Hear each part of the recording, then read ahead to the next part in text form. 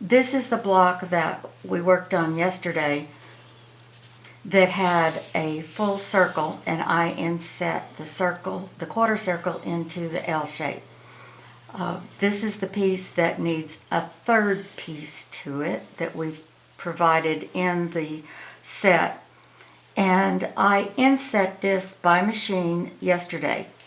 But I told you, if you try those several times and you just don't like it, or it's too frustrating, there are alternatives to that, and this is one of them. We're going to do a prepared edge on this as if we were going to do hand applique, but we're going to machine applique that piece. I'm using Mylar template plastic. It is heat resistant, so that's why we can use it and use it with an iron.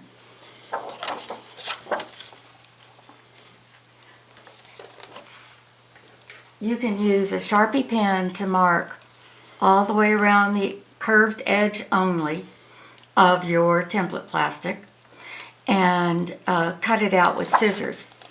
If you cut with scissors, you're going to cut right on the inside of that line so that you leave the Sharpie edge on here.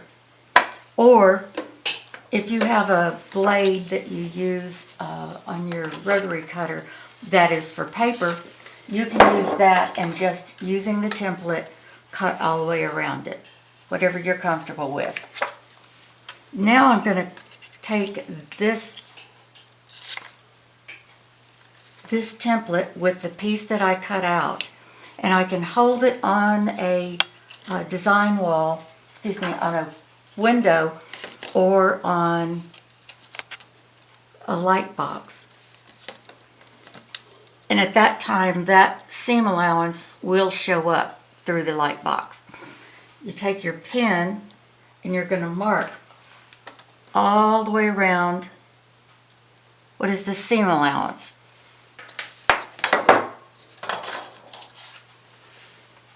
Then you're going to cut your seam allowance off.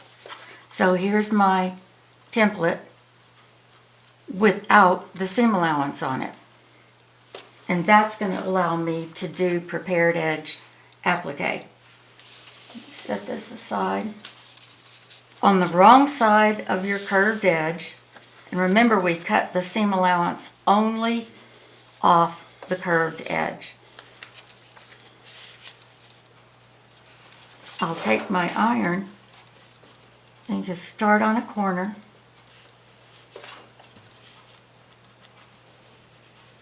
and you just fold it over gently with the iron. This will work with a full-size iron. You just have to be a little more careful of your fingers because there's a lot more iron surface there. This crease will stay much better for you if you took my hint about spray starching it. More starch in it, the better that's going to hold.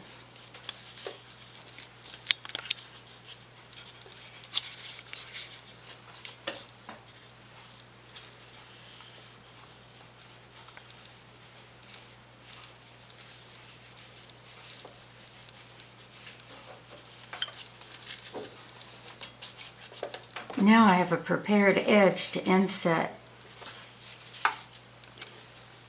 by machine in this spot where it belongs.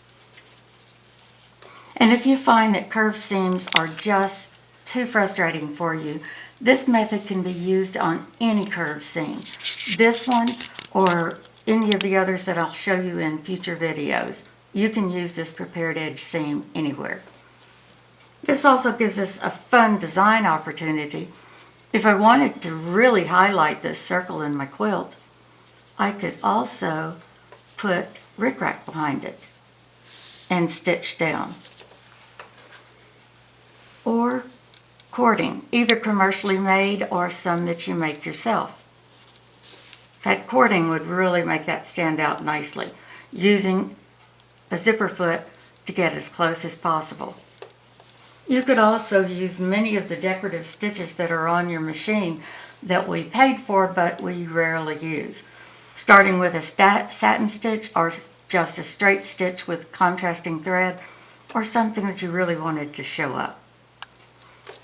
In order to keep this in place nicely when I sew, I'm going to use a glue stick to hold it in place. Only putting the glue on the seam allowance.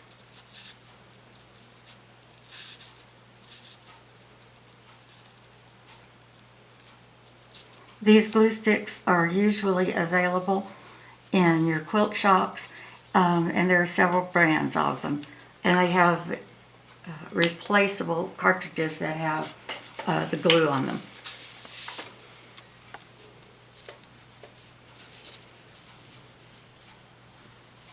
So I'm going to set this in place. And once it's glued, if you use a hot iron on it, it really sets the glue nicely and it's not going to move anywhere.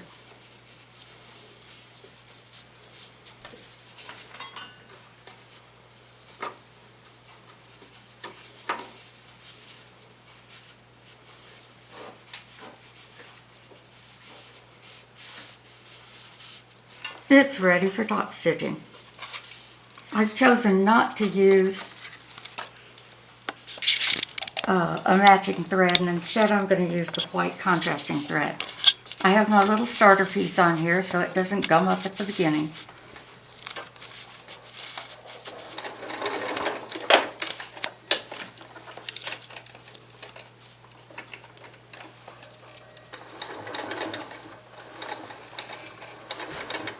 Stitching right on the edge.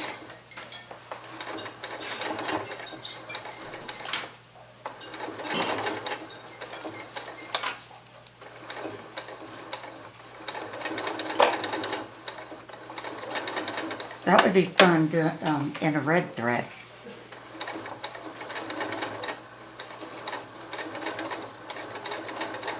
What you're learning along with the strips and curves and the basic set is how to machine out the clay.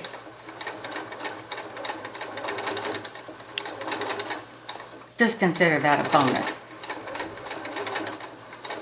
You can look on our website and there are tutorials by a couple of other instructors on how they suggest you do these curves.